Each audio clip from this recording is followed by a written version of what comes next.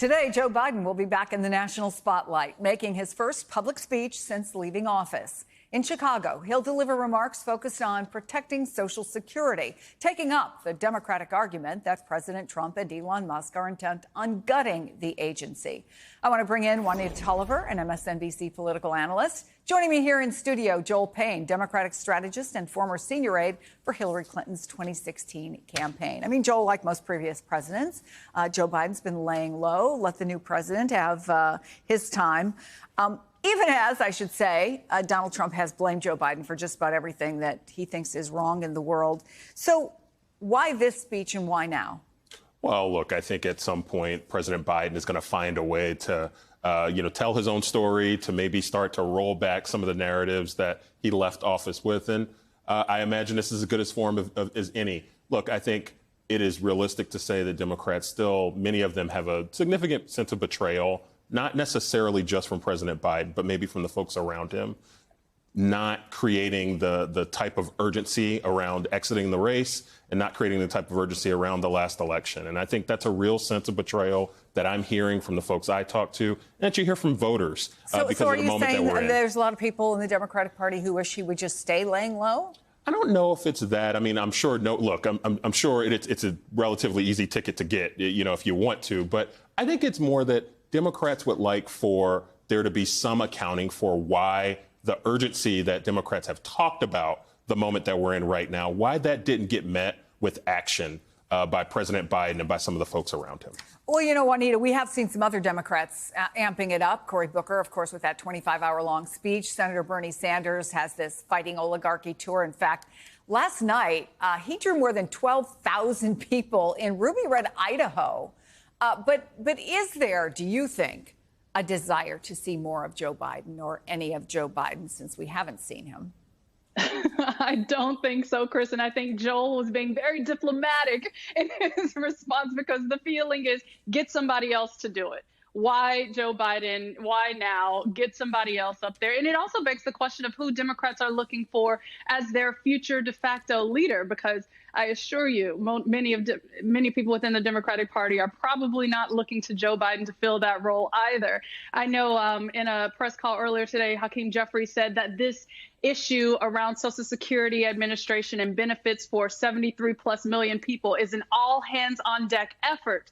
But again, many in the public, many in the party are likely saying get someone else out front. That shows that Democrats are looking to identify someone else to be the voice of their party, because the message is critical, Chris. And it's important that it gets stated how important Social Security benefits are, how many people would be impacted. The fact that 85% of the population is against the proposals and cuts made by the Trump administration, including 80% of Republicans.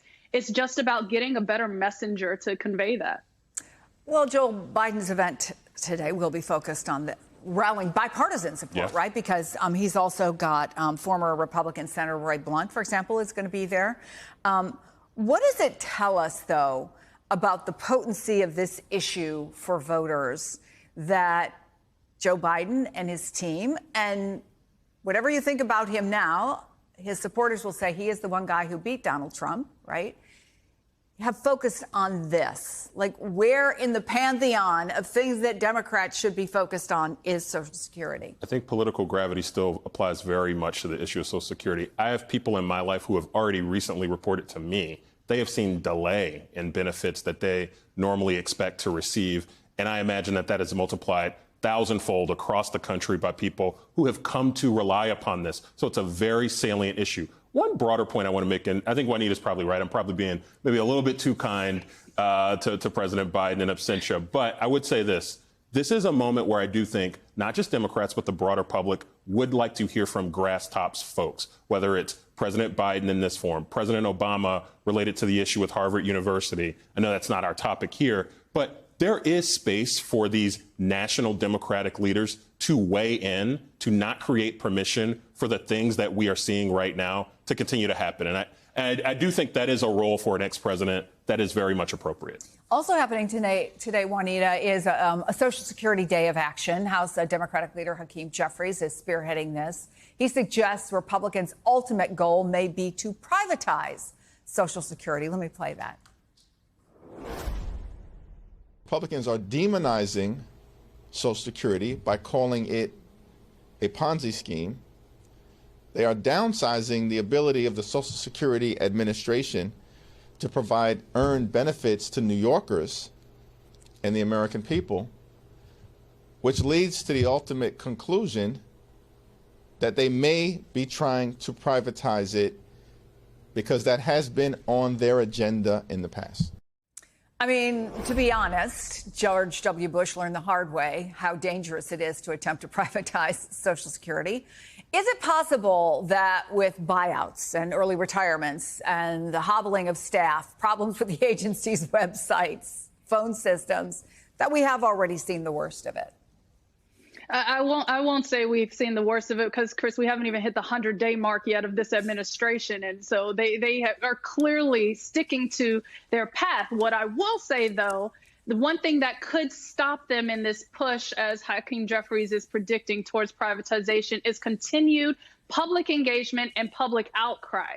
Chris, I say that pointing to the Trump administration's specific intention of trying to force people into in-person visits to Social Security offices in order to access their benefits as well as to file claims. Now, we saw just 6 days ago that action was rolled back because of public outcry, because the people spoke up. And that, I think, is the intention behind this day of action, is reminding people of their power to resist and reject some of the harmful policies coming out of this administration. Now, as Hakeem Jeffries pointed out, the evidence is there as far as their actions, whether that's the mass layoffs, these harmful proposals, and now they're using this anti-fraud system to flag people and block benefits potentially.